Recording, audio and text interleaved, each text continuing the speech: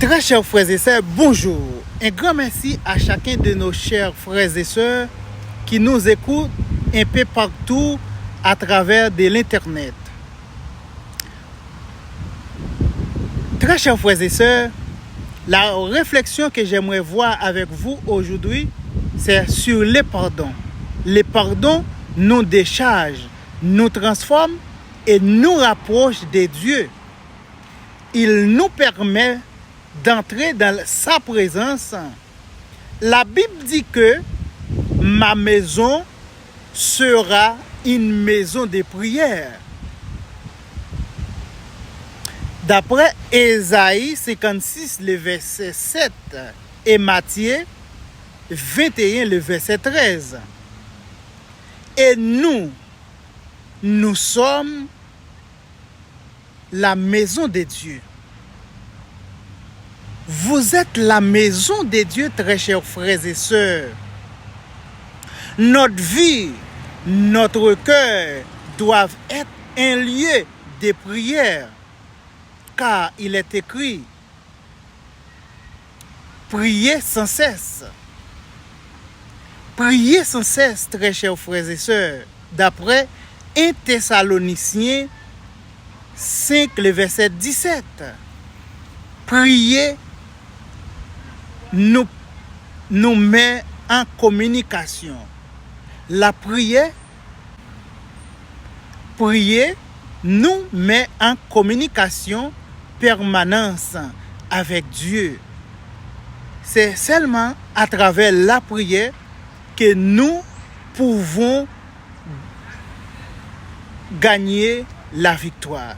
Le corps du chrétien est le temple du Saint-Esprit de Dieu, ou le parfum de prière. Le corps du chrétien est le temple du Saint-Esprit de Dieu, où le parfum de prière doit demeurer. Mais s'il est dans la haine, s'il a des prisonniers dans son cœur, il devient une prison. Très chers frères et sœurs, votre cœur doit être libre.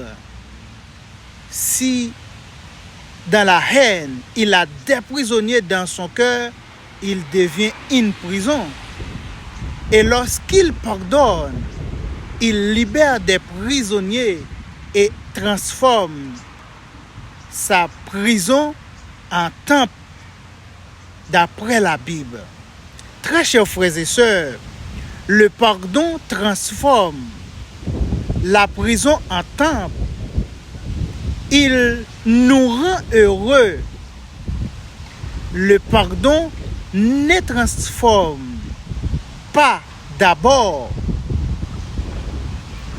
Le pardon ne transforme pas d'abord l'offenseur, mais ce dernier, car c'est ce dernier qui, en offrant son pardon, cesse d'être une prison et devient un temple.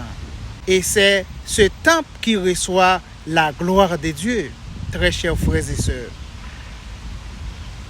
La présence approbative de Dieu qui c'est la présence approbative de Dieu qui se concentre sur une personne dans un lieu donné par la prière. La présence approbative de Dieu qui se concentre sur une personne dans un lieu donné par la prison, c'est un pardon. C'est un pardon qui nous réconcilie. C'est un pardon qui nous réconcilie avec Dieu.